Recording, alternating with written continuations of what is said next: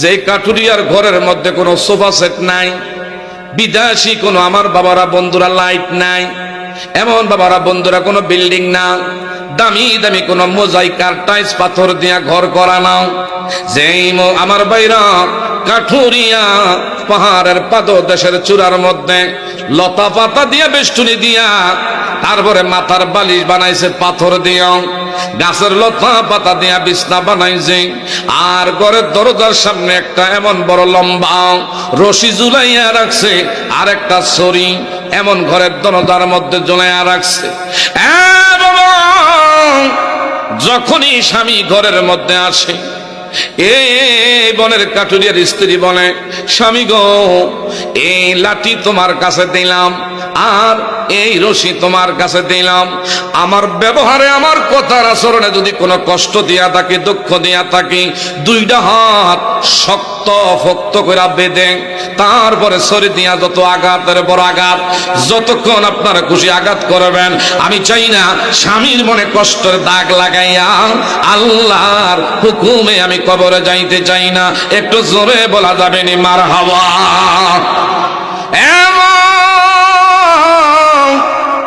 কেমন গো, ঘরের মধ্যে কোনো দামি কোনো খাবারের কোনো দ্রব্য সামগ্রী নাই, এমন টিভি ছিল না, ফ্রিজ ছিল না,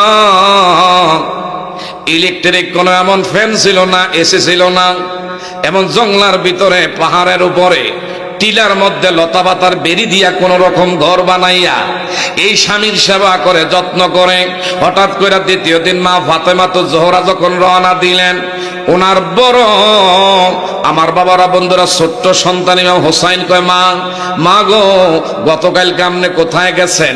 আজকে আমি যাবো ওই জায়গায়, গতকাল গেছি যেই জায়গায় বনের কাঠুরিয়ার স্ত্রীর সঙ্গে আমার কথা ছিল, আজকে দেখা করার। ছোট্ট সন্তান ইমাম হোসাইন কয়, মা মনে যদি কিছু না নেন, আমার সাথে কইরা না নিলে গো আমি কষ্ট পাবো। একটু জোরে বলবেন নি সুবহানাল্লাহ? ছোট্ট সন্তান হুসাইন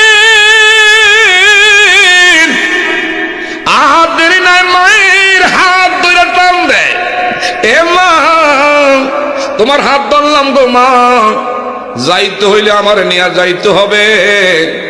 কোন মা সন্তানের হাত এইভাবে আমার বাইরা সাইরা কোন মা একা থাকতে পারে না।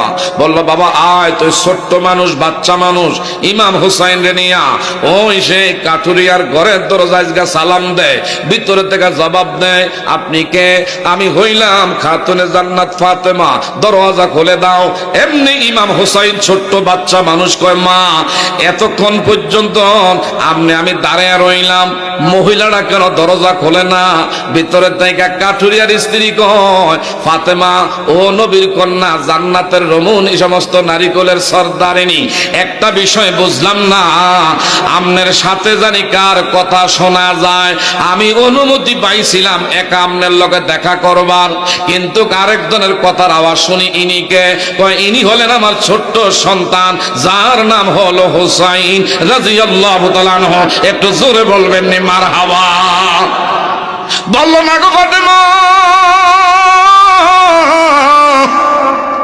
আল্লাহর রাস্তে আমি ক্ষমা চাই, আপনার কাছে আমি মাপ চাই, দয়া করে গো আপনি আমারে মাফ করে দিয়েন, মনে কষ্ট নিয়েন না। মা ফাতেমা বলল, ব্যাপার কি, কেন তুমি আমার কাছে মাপ চাও? বলল, আমনের মতন জান্নাতের রমণীদের সর্দারিনী রে ঘরের দরজা আমি দাঁড় করাইয়া দেখা দিতে পারলাম না, কথা বলতে পারলাম না, এই জন্য ক্ষমা চাই। মা ফাতেমা গয়, কেন তুমি আজকে দেখা দিতে পারলা না? আমনের সাথে যে আমনের সন্তান আসছে, ওনার অনুমতি স্বামীর থেকে পাই না। আল্লাহু আকবার কও। আগামী দিন যদি ওনার নিয়ে আসেন, তাইলে অনুমতি নিয়ে আপনার লগে দেখা দেবো। দ্বিতীয় দিন মা ফাতেমা কয়, ঠিক আছে, আমি একরে নিয়ে একজনে নিয়ে আমু, কিন্তু কারে নিয়ে আইব? দ্বিতীয় দিন গিয়া হঠাৎ করে রওনা দিছে ইমাম হাসাইন, বড় সন্তান, মারে ধরছে, মা গতকালকে ছোট ভাইরে নিছেন, আজকে আমারে নিতে হবে, কোথায় যান? কয়, ঠিক আছে, আজকে তো অনুমতি আছে। নিয়ে গেছে, ঘরের দরজায় দাঁড়াইয়া সালাম দেয়। বনের কাঠের স্ত্রী কয়, নবীর কন্যা ফাতেমা, ও গো মা, আজকে কি আপনার ওই সন্তান আছে? কয় সন্তান আছে, তবে গতকালকে যিনি আইছেন ইনি না, ইনি আজকে যিনি আইছেন আমার বড় সন্তান হাসাইন। বলেন না সুবহানাল্লাহ। বললাম আমি দুঃখিত, আমি অনুমতি পাইছিলাম ছোট্ট সন্তানের। আর আমাকে মা মহিলার হইলে কি কইলেন জানেননি?